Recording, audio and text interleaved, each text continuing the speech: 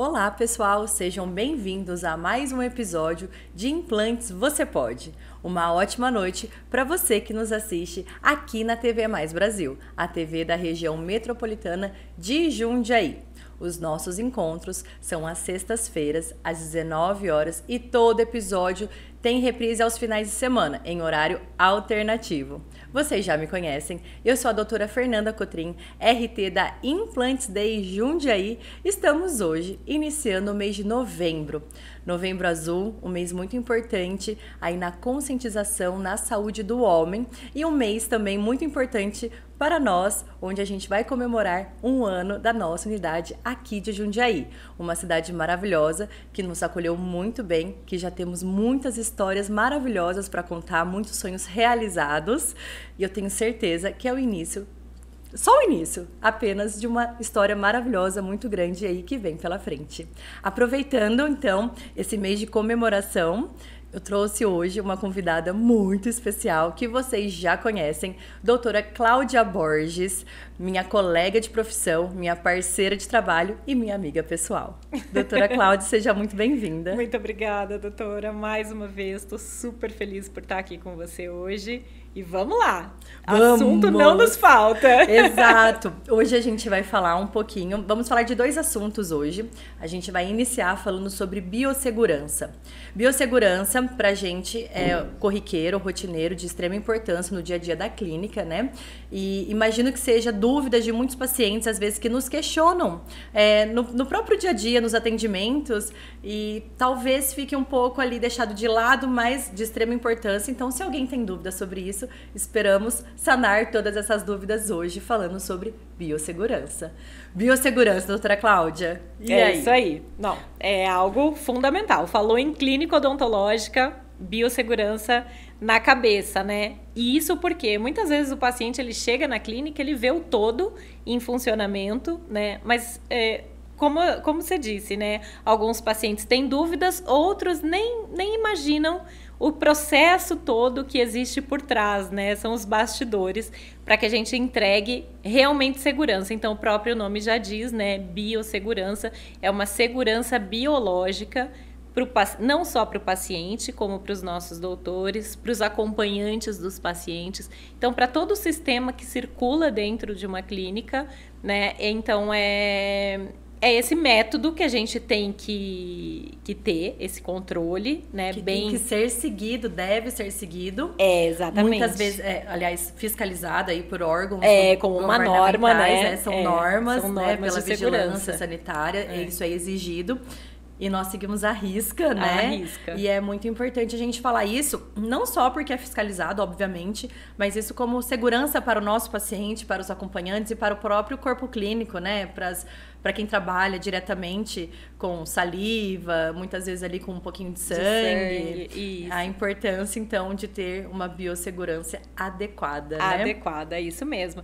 E isso, assim, é um assunto que a gente consegue trazer de uma maneira bem breve, né? Para os nossos telespectadores poderem entender um pouco melhor. Mas é um assunto bem complexo, porque a gente está tratando, nesse momento, de micro-organismos, né? Então, são aqueles inimigos invisíveis. Então, eles estão ali presentes, na maioria das vezes de forma prejudicial, né? E a gente tem que seguir essas normas de forma bem restrita mesmo, para que a gente não tenha complicações, né, na saúde. Exato. Então, vamos ali entrar um pouquinho na biossegurança na parte de cirurgia, de implantes, de protocolo, né? Principal fator ali de biossegurança seria materiais descartáveis, campos estéreis. O que é isso?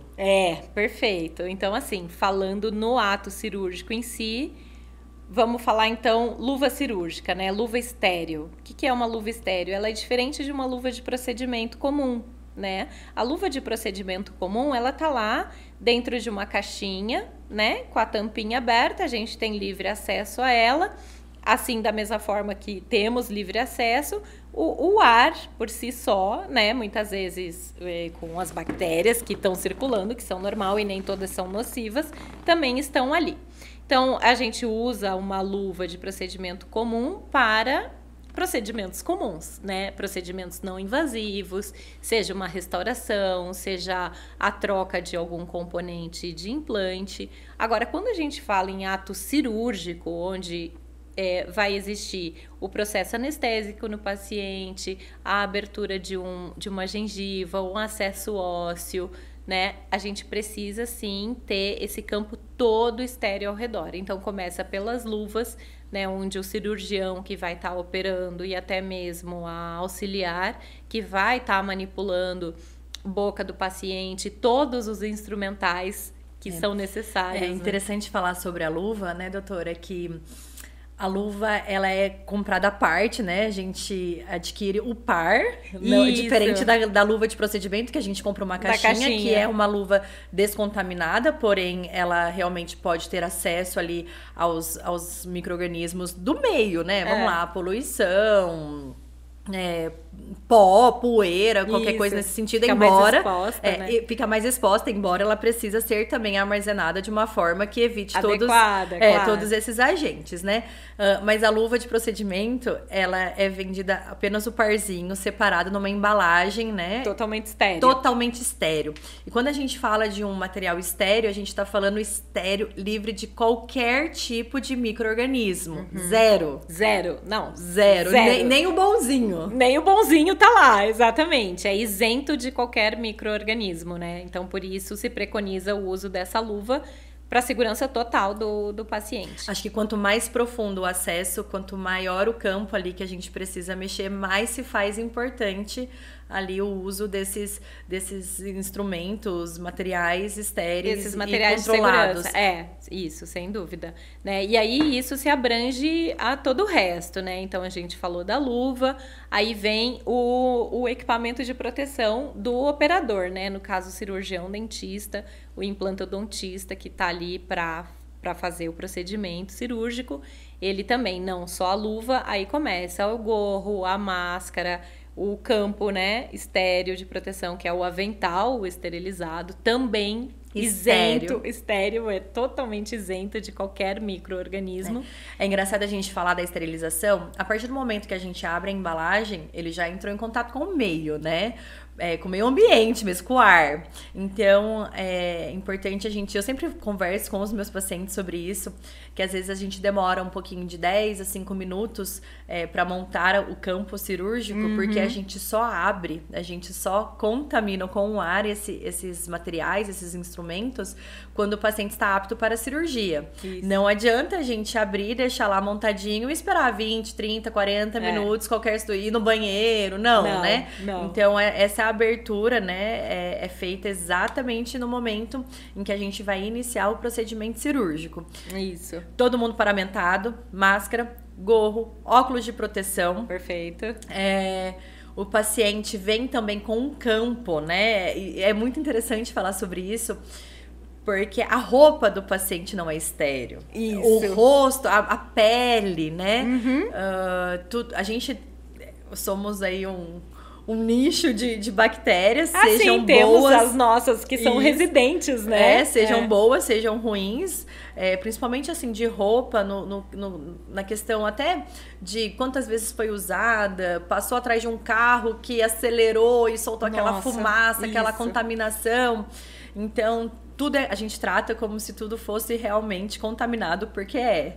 Então, a gente acaba cobrindo também o paciente com um campo estéreo, só fica a boquinha dele pra fora, porque tudo que a gente toca em cima do paciente é estéreo. A minha luva é estéreo, então eu só posso tocar em algo estéreo também. Né? Por exemplo, se eu toco no ombro do paciente, eu preciso tocar em cima do campo e não na camisa, na roupa do paciente.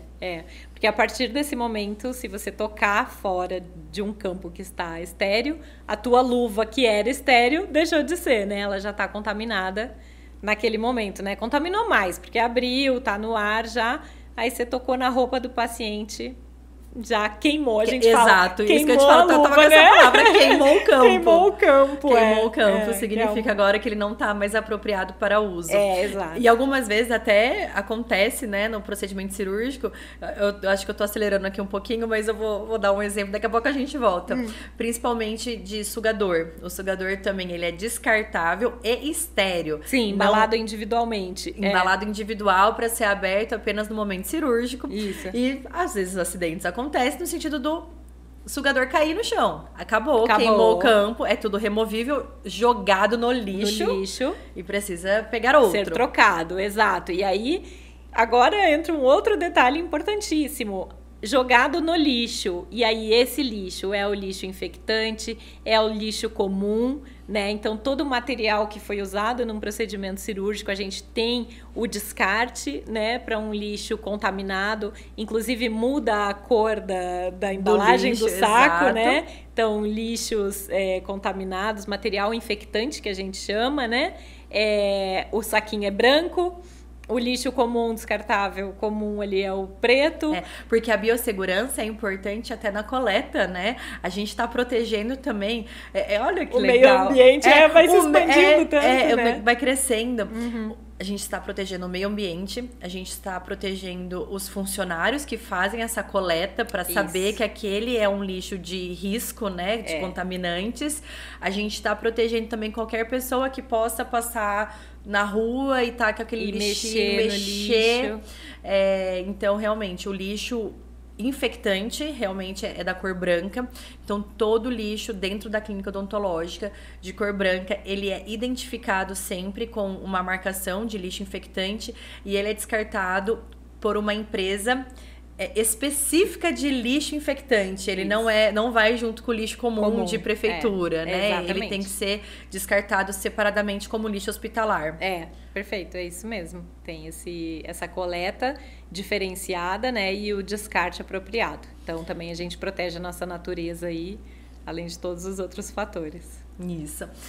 E aí a gente tem já falei do campo cirúrgico, sugador cirúrgico.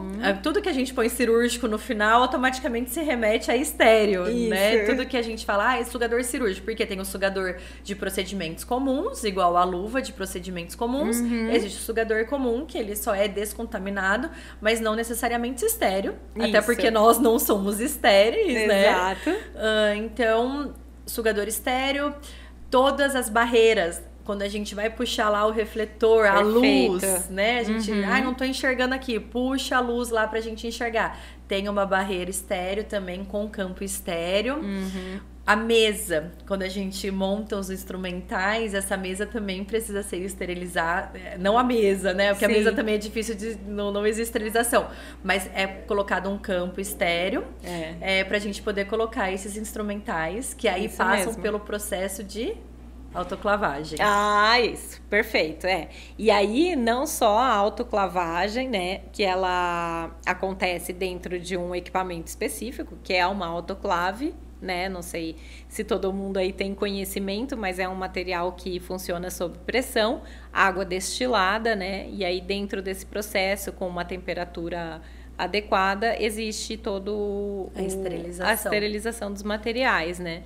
E esse equipamento, ele tem que estar sempre calibrado, né? Então, para isso, existem os testes biológicos que a gente faz semanalmente, quinzenalmente. O teste biológico semanal e o teste químico diário.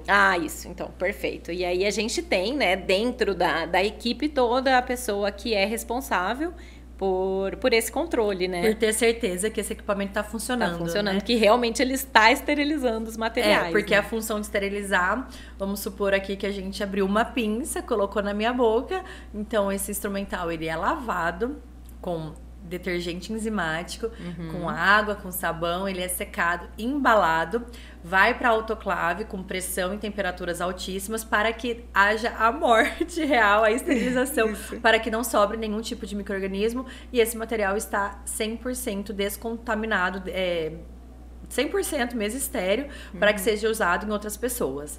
Então é muito importante de que a gente falar que todos os materiais que são passíveis de esterilização, eles são esterilizados de uma forma bem rigorosa e de controle rigoroso para ver se está realmente sendo efetivo. E a questão de materiais descartáveis. Então, quando existe a opção de ser descartável, é de uso único, usou, joga fora. O que é possível de esterilização é reesterilizado num controle aí bem criterioso de esterilização. Isso aí, perfeito. Qual que é a importância disso? Por que a gente precisa fazer isso, doutora Cláudia?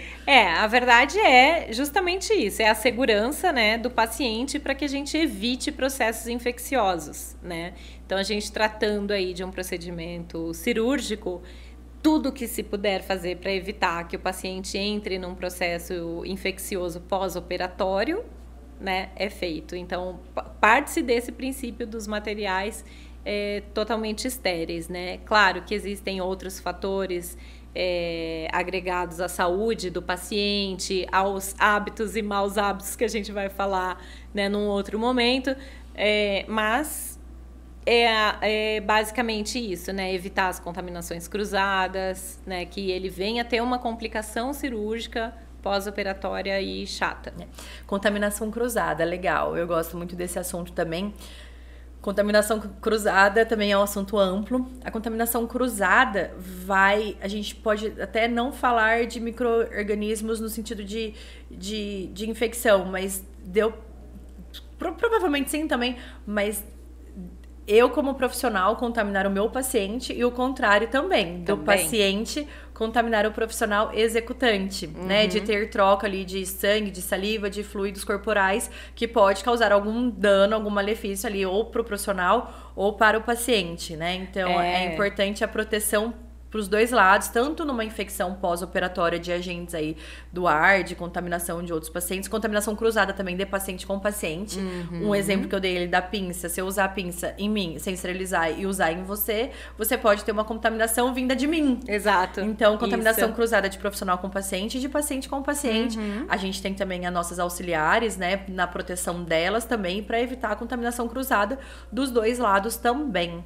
Exatamente, de todo o ambiente em si, né? Então, esse controle, ele realmente, assim, ele é muito importante.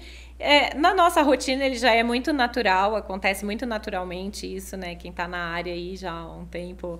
Então, isso é o básico, né? O arroz com feijão precisa ser bem feito. E é uma coisa que a gente já faz, assim, de forma rotineira mesmo enfim.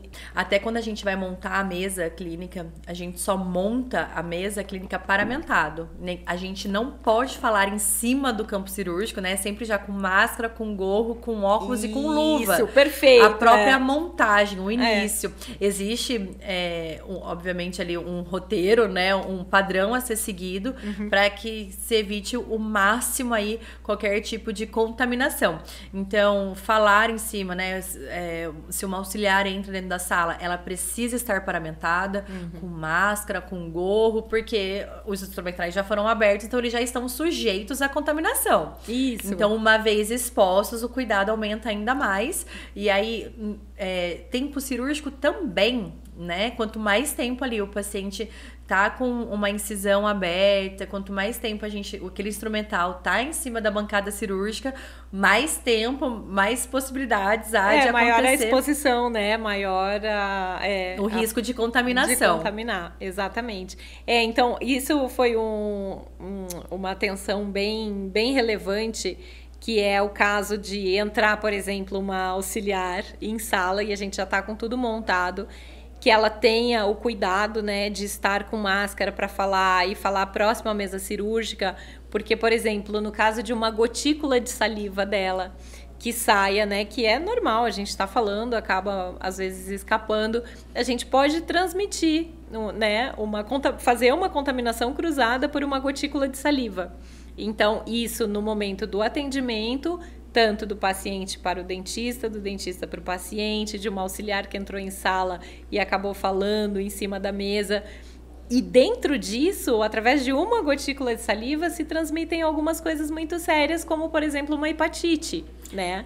Então... legal, porque a gente fica pensando muito em sangue, né? É. A gente pensa muito em HIV e doenças ali transmitidas através do sangue, mas saliva basta também, né? Basta. Saliva Então, se nós, profissionais, por exemplo, não estivermos vacinados, né? Porque a Anvisa exige que nós sejamos vacinados, profissionais que estejamos vacinados, para nos protegermos exatamente desse tipo, né? Então, a hepatite é uma das vacinas que se preconiza, né, para o cirurgião dentista. E existe até um exame de anticorpos, né? Porque a gente toma, acho que 3 doses da vacina e depois precisa fazer um outro exame para ter certeza que essa vacina pegou. Perfeito, é exatamente isso. É interessante isso. Até isso acho que tem que ser renovado também. Tem um período. Isso é muito interessante, porque nós, como profissionais da área, profissionais de saúde, no geral, seja odontológico, seja médico, estamos ali no meio de contaminantes, justamente pela quantidade de pacientes que a gente atende diariamente, mensalmente. Então é necessário ali um reforço, isso é muito importante que a gente esteja bem. Claro. Para que a gente possa não só diminuir o nosso risco, mas também atender o nosso paciente com segurança. Exatamente. Oferecer, né? Prestar o nosso serviço ali da melhor forma, com certeza. Doutora Cláudia, pode acompanhante dentro da sala no momento cirúrgico? Não.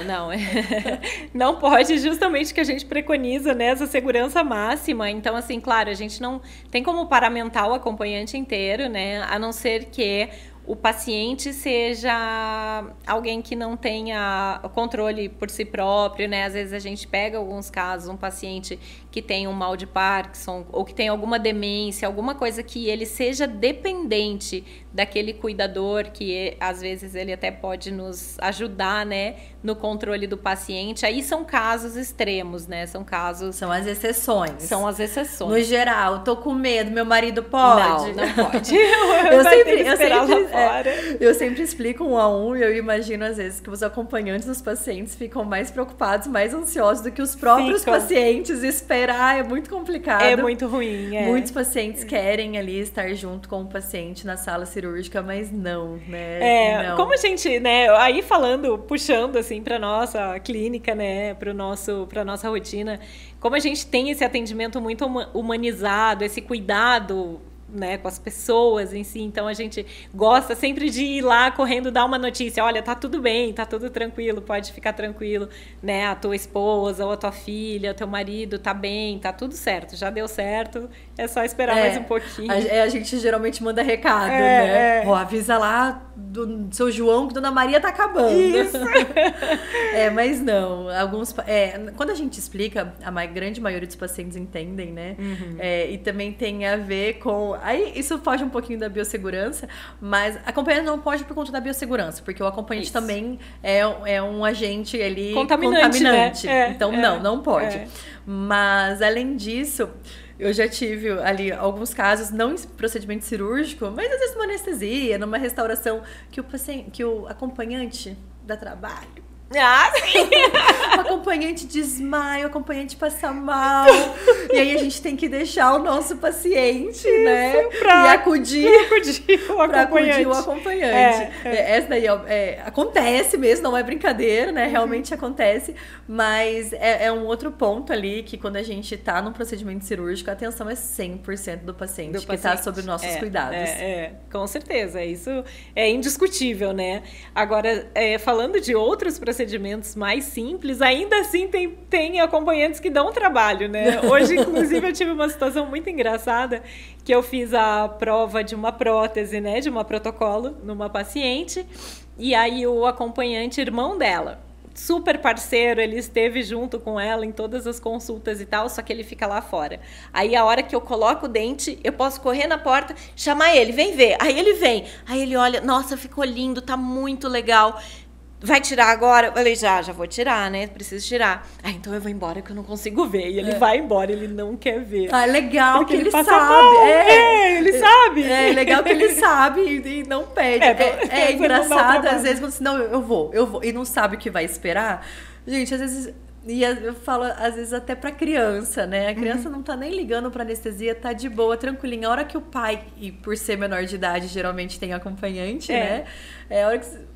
pai e a mãe vê aquela agulha e começa a capengar aqui pro lado e acha que é forte, de repente. Mas eu acho que experiência própria é muito pior a gente ver alguém que a gente ama, um ente querido ali. É melhor que anestesia, melhor que seja em mim do que em outra pessoa que eu ame, né? Sem dúvida. Mas um outro ponto também da anestesia, muita gente tem uma péssima experiência ou às vezes até um bloqueio ali, alguma coisa que aconteceu que não gosta de anestesia, né? Chega falando assim, vai ter anestesia? Como se a anestesia fosse uma coisa ruim.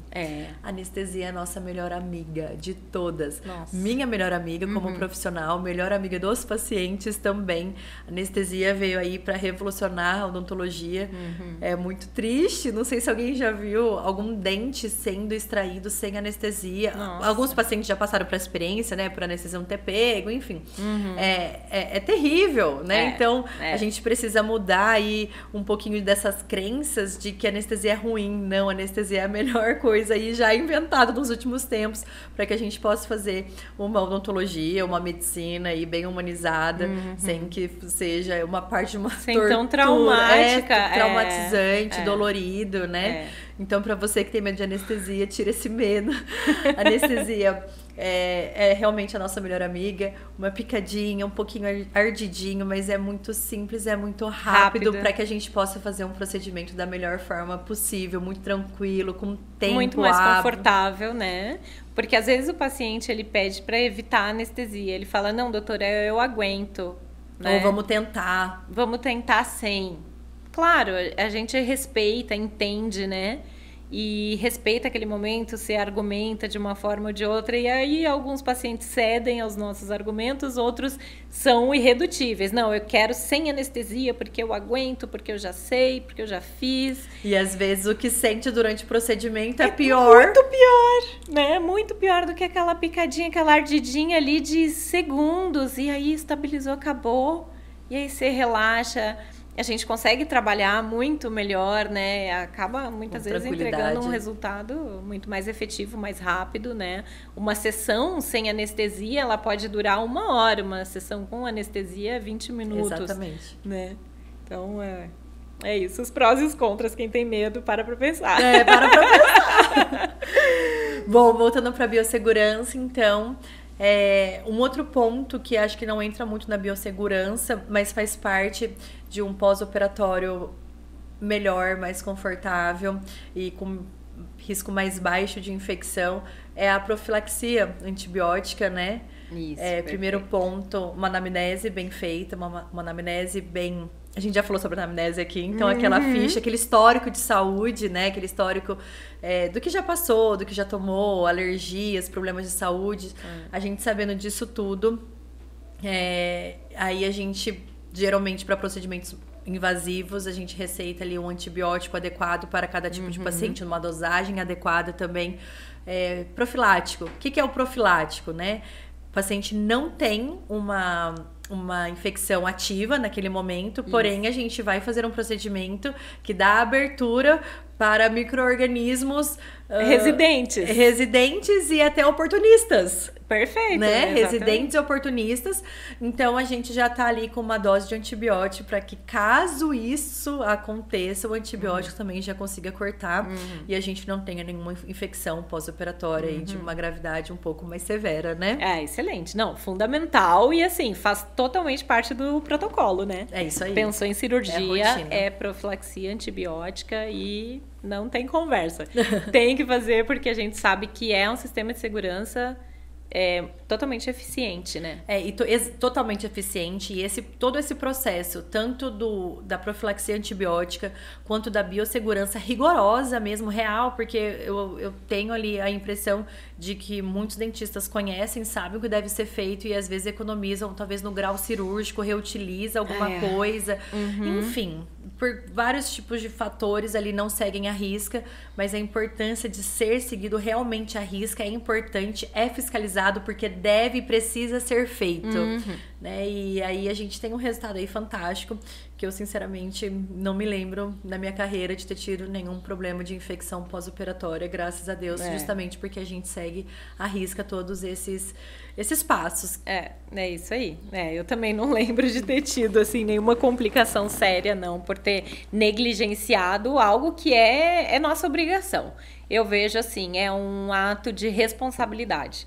Então, qualquer cirurgião dentista que preze pelo seu registro, ele tem que fazer valer todas essas normas, que elas estão aí para serem cumpridas, e graças a Deus a gente cumpre muito bem na Implants Day. Isso aí. Beleza. Eu acho que tá muito bem esclarecido.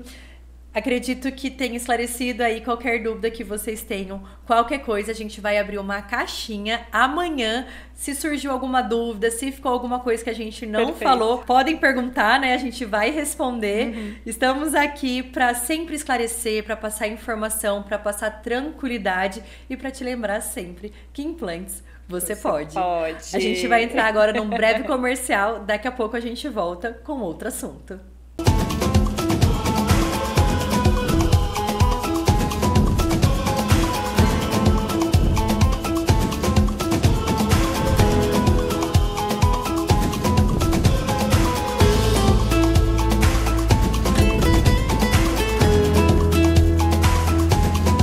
Olá! Voltamos agora para o segundo bloco do Implantes Você Pode para falar sobre outro assunto muito importante, sobre hábitos, vícios e parafunção. O que é isso? O que isso pode prejudicar a nossa saúde bucal? Vamos falar sobre isso, doutora Cláudia? Vamos embora! Vamos lá! Hábitos, vícios, e aí? Os principais vilões, quais são? Bom, hábitos temos os bons hábitos e os maus hábitos, né? Então, como principais vilões, os maus hábitos. E aí existem vários, existe uma gama de maus hábitos, né? Tabagismo é o primeiro, né? Principal vilão quando se trata de saúde bucal. Tabagismo, álcool, drogas, né? E aí, entre outros. Que a gente vai falar daqui a pouquinho, né? O que esses vícios, tabagismo, alcoolismo, alguma dependência em drogas, o que isso pode causar na nossa saúde bucal? Alteração celular, né? É o principal ponto. Então, assim, o tabagismo, a gente tem uma soma de substâncias químicas, substâncias altamente tóxicas, né? Que afeta diretamente os tecidos orais, né? Então, fora o calor da própria fumaça. Então, a gente tem um aumento de vascularização, né? Um aumento dos vasos sanguíneos.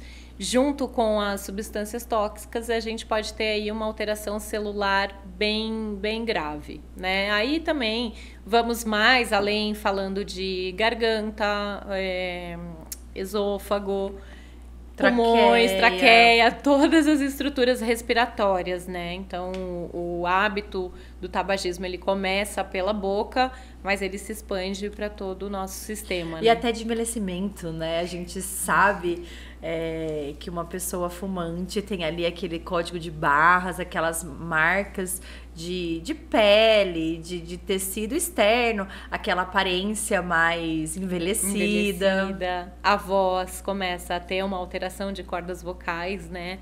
Então, ela tem uma alteração no tom de voz, começa a ficar aquela voz mais rouca, mais grossa, né?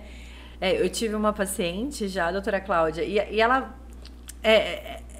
É interessante a conscientização, mas a gente também vê a dificuldade, porque é um vício, né? O vício não é uma escolha. Eu quero, não quero. Muitas pessoas, inclusive vários pacientes meus, já falaram que sabe que é ruim, que não gosta, que gasta muito dinheiro, que é feio, que é ruim, sabe todos os maus, e ainda assim tem uma certa dificuldade de parar.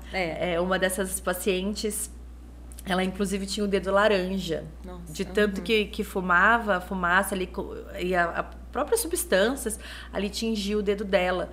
E ela tinha muita vergonha do dedo laranja. Ela falava assim, olha que feio, que horrível, eu não quero. E isso foi por questão do dedo, mas você imagina se o dedo estava laranja já, de manchado, você imagina a saúde bucal, os dentes, a mucosa intraoral, aí sim, traqueia, pulmão e todo o contexto celular. Então, e inclusive assim, falando de boca, né, de dente especificamente, o cigarro, ele afeta diretamente os nossos dentes, né?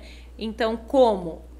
Coloração, né, a pigmentação da nicotina, ela impregna no esmalte dental e muitas vezes a gente consegue remover com uma raspagem, uma profilaxia, né, uma limpeza, um clareamento, mas a gente precisa tratar a causa, né, e não o resultado, e não o problema. Porque esse problema, enquanto não for suspenso, ele sempre vai existir, sempre vai manchar. Sempre vai manchar e sempre vai estar ali pigmentado, amarelado, né, com as manchas de nicotina. Traz um envelhecimento para o esmalte dental também de uma maneira mais acelerada pelo calor e pelas substâncias tóxicas, né? E alcoolismo também. Também, mesmo fator, né? A gente aí tira só o manchamento, aí pode-se falar de manchamento se o paciente tiver o hábito de tomar muito vinho em excesso, né? Geralmente quando a gente fala no álcool em excesso, é um alcoolismo já mais puxado para os destilados, né? E aí a gente pensa até numa descamação de mucosa. Total. Imagino que muita gente já deve ter ouvido falar sobre o uso diário de enxaguantes bucais com álcool. Acaba virando ali no mesmo problema, que é o contato do álcool com a mucosa, que é muito delicada, muito fina, e vira aí uma descamação, uma úlcera, uma ferida que não sara. Aí podendo chegar a um problema bem mais grave, que é o câncer bucal, né? Que infelizmente no nosso país ele tem aumentado ano após ano. E aí você falou agora assim do infelizmente também, que geralmente esses dois vícios estão associados. Juntinhos. Então tem o lado ruim do álcool, tem o lado ruim do cigarro. E aí em dose dupla. Em dose dupla. A gente tem um problema aí muito grande, muito sério. E eu acho que no dia a dia, né, no mundo de hoje, com tantas informações, acredito que não é mais segredo para ninguém dos malefícios que esses vícios, esses hábitos causam. Mas muita gente ainda realmente não consegue largar. A intenção aqui não é ser chata, né? Não é apontar o dedo. Imagina. É realmente tentar ali de uma forma ajudar, né? Orientar, conscientizar, exatamente. Porque nós, como profissionais da saúde, né, especificamente dentistas, então a gente está falando da saúde bucal. Eu sempre trago, eu tento, assim, né, de uma forma bem delicada. Eu não tô dentro de um consultório para julgar um paciente sobre nenhuma ótica, muito pelo contrário, né? Então, sempre que eu tenho um paciente que está em processo de reabilitação comigo, que eu já conheço pelo histórico, pela anamnese, né, por todas as conversas que a gente tem dentro de consultório, não adianta um paciente fumante, eu sempre vou saber que ele é fumante, ele me falando ou não, porque eu vou ver e eu vou sentir o cheiro, né? Então, eu sempre tento trazer essa consciência, mostrar para ele um outro lado, porque às vezes é engraçado, doutora, mas às vezes é um pouquinho de falta de informação. A gente tem muito em excesso hoje em dia, né, que o cigarro, tanto o tabagismo quanto o álcool, eles são prejudiciais, mas às vezes o paciente ele tem uma rotina tão maluca, assim, as pessoas trabalham tanto hoje em dia, que ele não está prestando atenção naquilo que está explícito, né, que está na cara dele. E às vezes dentro de uma consulta odontológica bem descontraída, que tu conversa um pouco, tu mostra uma coisa por um outro lado que vira uma chavezinha. Então eu tenho orgulho de falar que eu já consegui fazer com que pacientes meus se livrassem desse hábito, né? Então entregando estética, reabilitação, entregando saúde. E ele se motivando tanto por aquilo que ele estava conquistando, porque é uma conquista, né?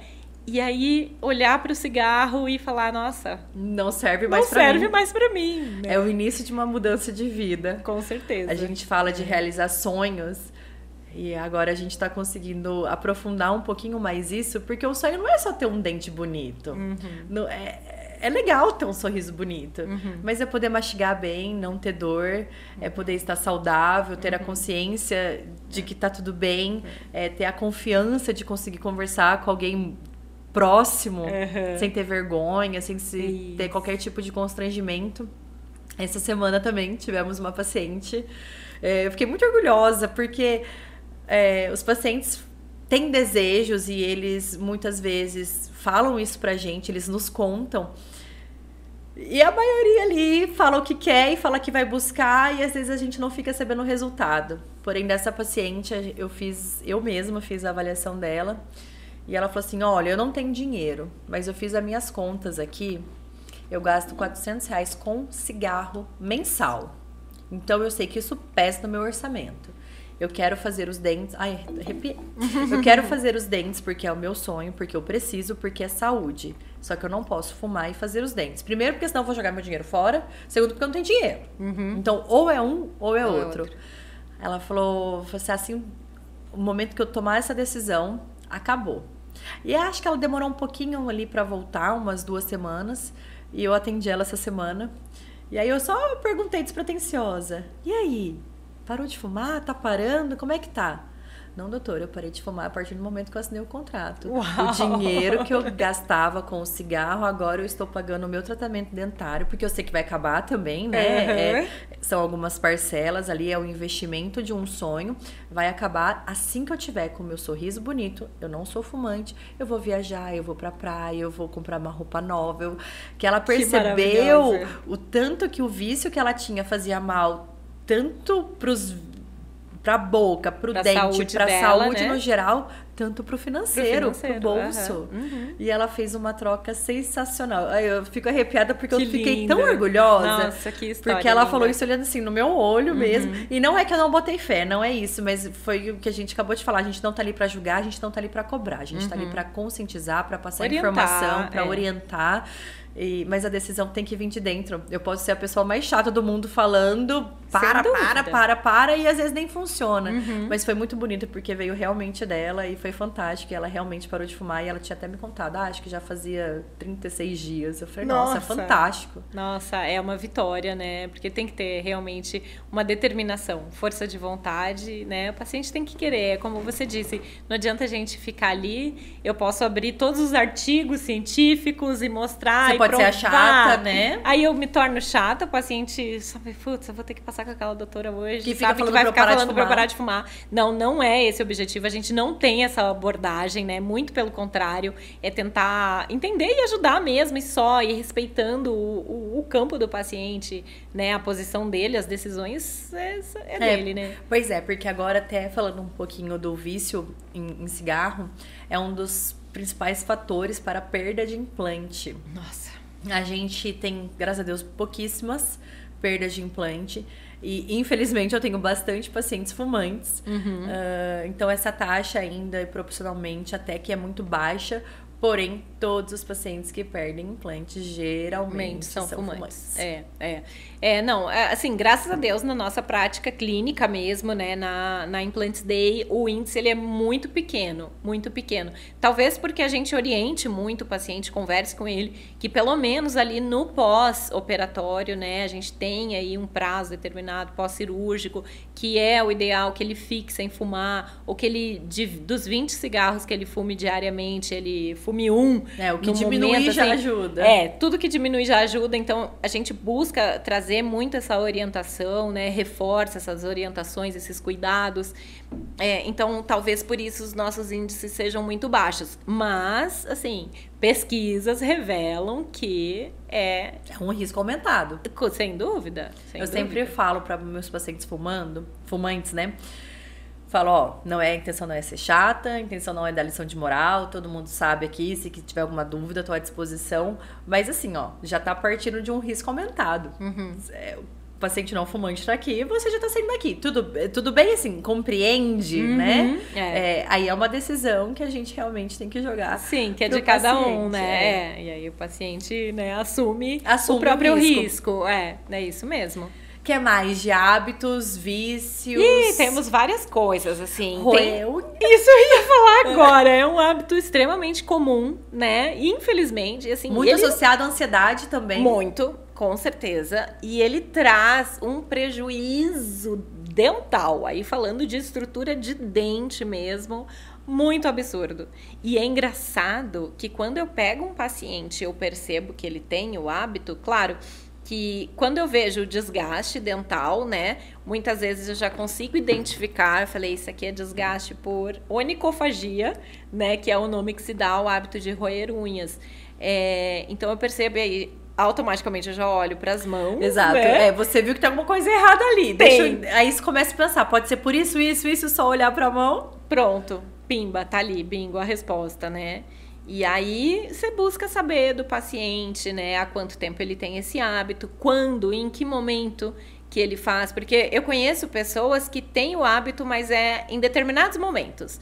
Então, por exemplo, eu tô prestes a ter uma consulta odontológica. Eu tô ansioso, eu tô nervoso, eu tô agoniado, eu tenho medo da anestesia, eu não sei o que vai acontecer lá dentro, e aí eu começo a roer, e eu roo todas as minhas unhas naqueles 5 minutos que eu tô esperando a doutora me chamar. Uma coisa pontual, é um hábito também, mas um hábito mais pontual. Mais pontual, numa crise de ansiedade, um estresse, né? E aí eu tenho aqueles pacientes que não, acordou e tá o tempo não roendo. Pode ver a unha crescer um pouquinho. Um tiquinho. Tem até paciente que machuca a unha também.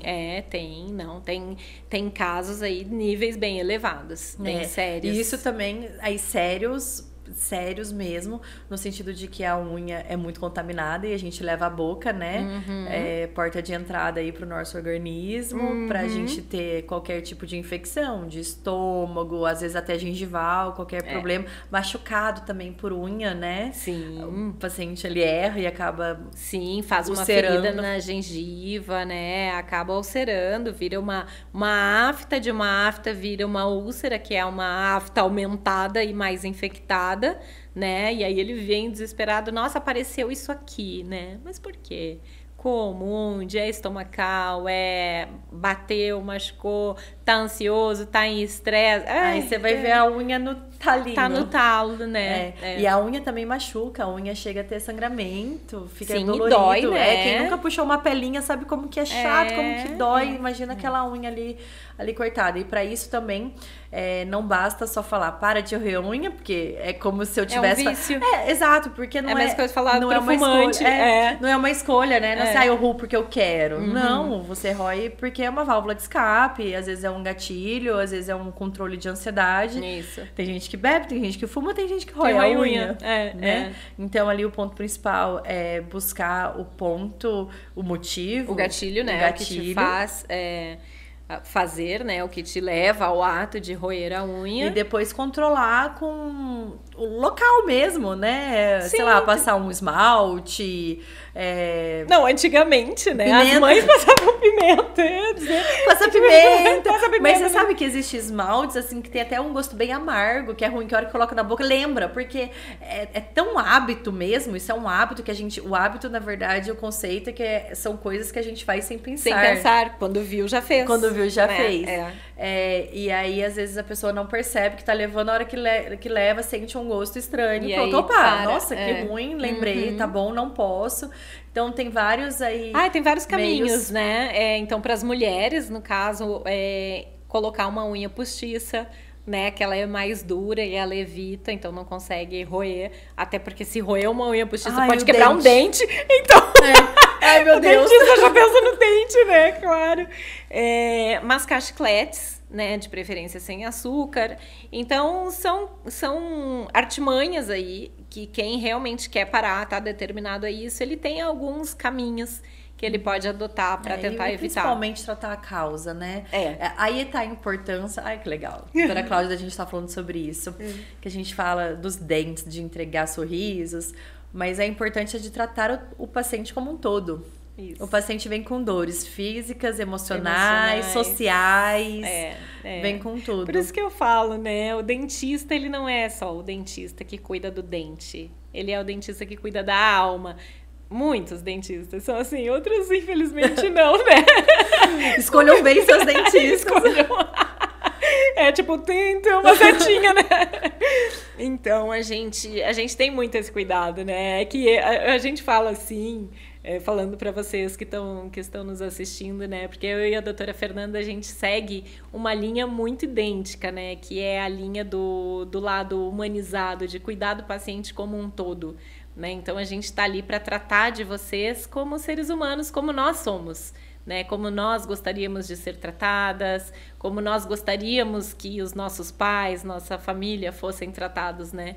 Então, isso eu acho que é um diferencial muito grande e é isso que nos faz ser tão bem queridas dentro do nosso meio, né, doutora? É buscar as soluções. Não, a gente conversou sobre isso recentemente, eu vou aqui expor pro pessoal. É muito fácil e gostoso trabalhar com dente, né? Isso. A gente sabe as técnicas, a gente tem a destreza, né? A gente tem a destreza manual, já treinamos, já temos experiência, já estudamos, então cuidar de um dentinho aqui é muito gostoso. A questão, o grande ponto da nossa profissão é que os dentes são de pessoas. De pessoas com traumas, com medos, com vícios, com hábitos, né? Exatamente. Aí com personalidades, com né? personalidades completamente diferentes, com algumas ideias, às vezes um tanto quanto diferentes. Enfim, a gente tem que aprender a lidar com tudo isso, tanto da gente saber lidar, pra gente cuidar da nossa cabecinha também, mas também de poder proporcionar o melhor do que aquele paciente precisa. Aquele paciente geralmente precisa de um dente novo, um dente mais bonito, precisa de estética, precisa de saúde, mas ele também precisa de acolhimento, ele também precisa de orientação, ele também precisa de carinho, de cuidado, né? Exatamente. Então, assim, quando a gente tá dentro de um ambiente, né, numa equipe odontológica, que aquele paciente, ele começa a frequentar e ele começa a ser conhecido, né, no local. Algumas pessoas olham e digam, o fulano de tal é chato, fulano de tal isso, né? A dona fulana só quer passar com a doutora Fernanda, porque ela só confia, não aceita outro e tal. Aí cheguei lá. Oi, dona fulana, dona Maria, tudo bem? Eu sou a doutora Cláudia. E a doutora Fernanda fica morrendo de ciúmes que eu roubo os pacientes dela pra mim. Mas é assim, você acolher, entregar o teu amor, e aí você consegue romper aquela barreira que o paciente criou, né? Então ele se sente acolhido. Esse é o ponto, respeitado. Né? Às vezes eu falo até de ciúmes, não tem problema nenhum, porque eu crio laços, vínculos realmente com meus pacientes.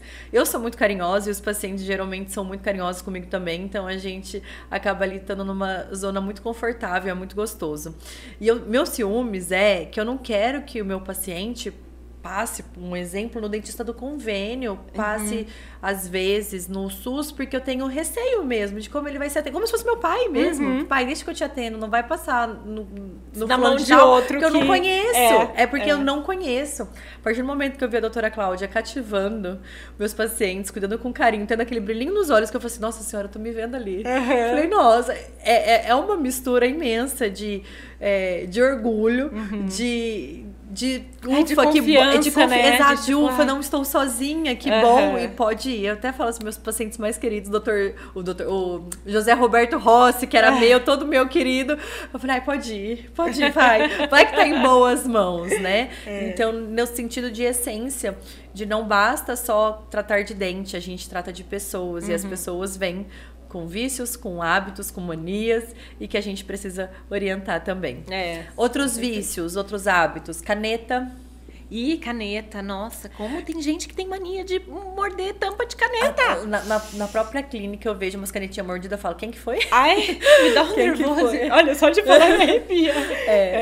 Tem gente que tem até aflição mesmo, mas faz até barulho, né? E morde, né? Morde forte. E aí tem que cuidar, porque nessa hora o quê? Da mesma forma como o hábito de roer unhas, né, causa o desgaste no dente, o hábito de roer canetas também. E até os problemas quebra são dental, os mesmos, né? Até a quebra de um esmalte, e dependendo do jeito que pega, se já tá com um esmalte trincadinho, pode ter uma fratura de... Doutora Clau, raspar o garfo no dente. E isso me dói, igual giz, igual unha na lousa.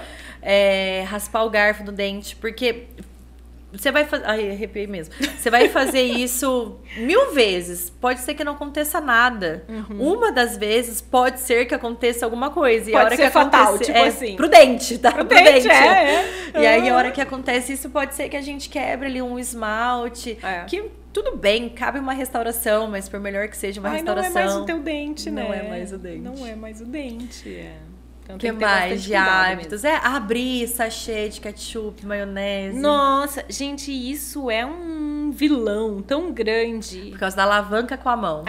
O índice de fraturas dentais por abrir sachês. Bom, tampa de garrafa, então nem a gente não vai nem falar isso, né? porque isso é um crime, né?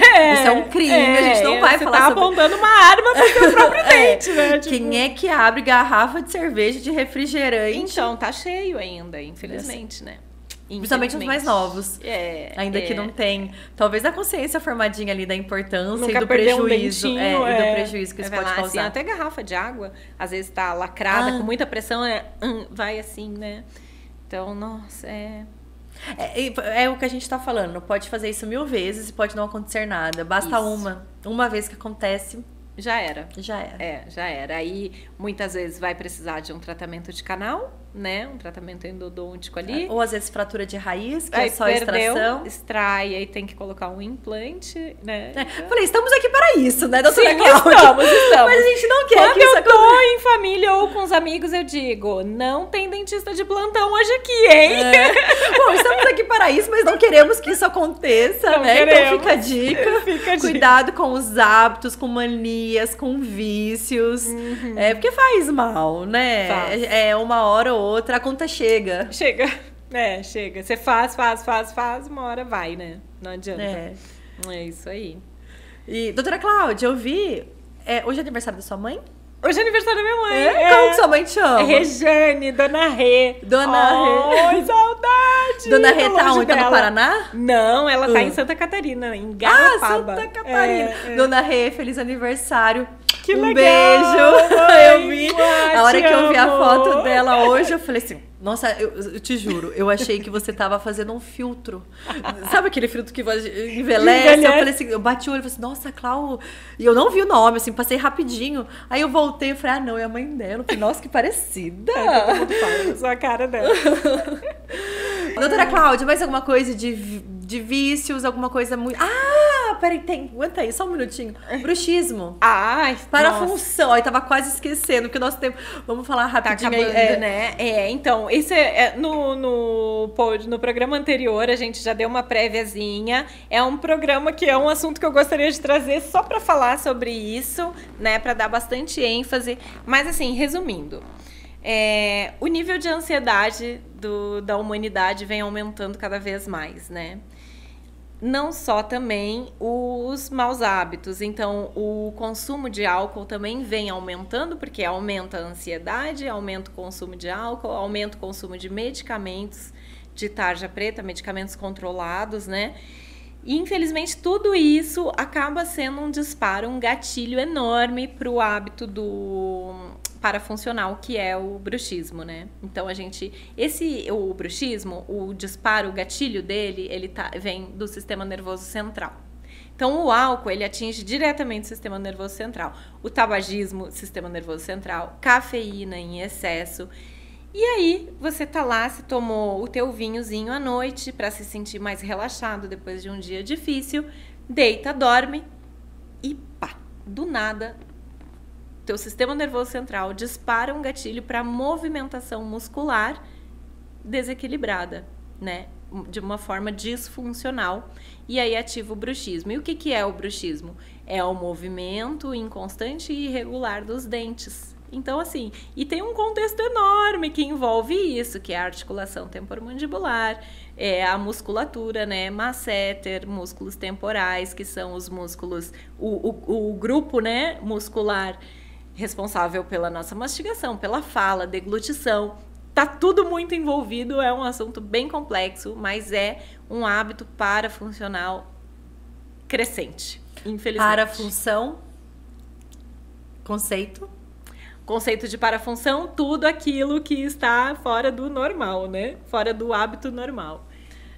que não é funcionando, a gente não tá mastigando, a gente não tá comendo, a gente não Isso. tá falando, a gente não tá fazendo nada. E aí tá lá. E tá. Então, E assim, geralmente no momento de repouso, perfeito. que era para ter o relaxamento muscular, relaxamento facial, para que realmente haja um descanso, geralmente na inconsciência, né, no sono. Então a pessoa não percebe e tá causando um dano por muitas vezes severo. Muito. Você falou que tá muito frequente e realmente tá mesmo, dificilmente. Hoje, assim, até já comecei a até falar, olha, acho que provavelmente o ser humano é bruxista. Nós temos aí esse instinto bruxista de ser, porém isso é muito agravado e potencializado por outros fatores. Ansiedade, alcoolismo, tudo isso que você já falou, que pode potencializar. Então, a gente vê grau de bruxismo, desde o que causa um leve desgaste dental ali. quanto aquele que causa um desgaste dente. dental absurdo, que é metade para menos do dente. Isso, e aí muitas vezes o paciente ele chega num grau que ele percebeu que ele já destruiu a estrutura dental dele e ele olha e vai levando, e cada dia que passa diminui. E ele assim, nossa, eu preciso ver isso, eu preciso ver. E a hora que ele vai buscar um atendimento, não tem mais aonde reestruturar, onde apoiar para fazer uma reconstrução, para fazer. Então, assim, prestem muita atenção. Isso é um assunto sério, grave e está acontecendo com muita frequência. Olhem, verifiquem se os seus dentes estão no mesmo tamanho que estavam há 5 anos atrás, por exemplo. Né? Marque uma consulta, uma avaliação para a gente conseguir identificar essa parafunção aí que causa muitos danos. Geralmente, quem acusa muito que o paciente é bruxismo ou não é o parceiro ou a parceira. Quem dorme junto geralmente escuta percebe o barulho e faz... A minha irmã, extremamente bruxista, minha irmã teve um desgaste muito grande de dente. Não só de dente, porque a hora que a DVO diminuiu, começou a ter desgaste de côndilo. Olha a gravidade, assim. E eu, do meu quarto, a gente dormia em quartos separados, eu ouvi ela rangendo o dente de quarto separado. Caramba! Eu sei. Muito. Muito forte, né? Então, geralmente, quem ajuda a gente sem contar ali com a avaliação clínica, obviamente, porque o paciente às vezes realmente não sabe, não percebe, não fala, fala assim, não faço isso não. O acompanhante automaticamente fala, faz sim. Faz sim. Porque às vezes o paciente chega em consulta para fazer uma avaliação de um dentinho que tá doendo, uma restauração, alguma coisa, e a gente que chama a atenção dele para isso, né? Ó, você tá com desgaste nos dentes, como que funciona esse bruxismo e tal. Muitas vezes o acompanhante é que fala, ele faz barulho. Só que o bruxismo, ele tem 2 linhas, tá? Que é o desgaste, então é a movimentação disfuncional que gera o desgaste dental, e o apertamento. O apertamento ele não faz barulho, o apertamento ele pode acontecer em vigília, ou seja, quando o paciente está acordado, e aí ele tem uma quebra de estrutura do colo dental. Então não é nem a altura do dente, mas sim o colo, lá onde o dente termina e começa a gengiva. Tá detonado ali, é só observar e fazer uma avaliação, porque pode ser que seja bruxismo sério. E aí, para esses casos, a gente também tem um tratamento psicológico, alguns medicamentos, botox, placa de bruxismo. Isso. Tem aí uma série de opções, uma série de caminhos a ser seguido para diminuir essa parafunção que é tão danosa também, né? Às vezes até mesmo um tratamento reabilitador, né? Devolve a estrutura para o paciente e elimina a parafunção. Ou pelo menos ameniza, né? Enfim, é um assunto realmente muito, muito abrangente. A gente vai conversar sobre isso, tô te devendo essa. Doutora Cláudia, agora a gente já passou. Muito obrigada aí pela sua presença, por todo esse esclarecimento. É sempre muito bom te ter aqui. Obrigada, viu? doutora. Dona Rê, um beijo. Feliz aniversário. Pessoal, muito obrigada pela sua companhia. Até semana que vem, aqui na TV Mais Brasil, a TV da região metropolitana de Jundiaí. E lembre-se, implantes, você pode.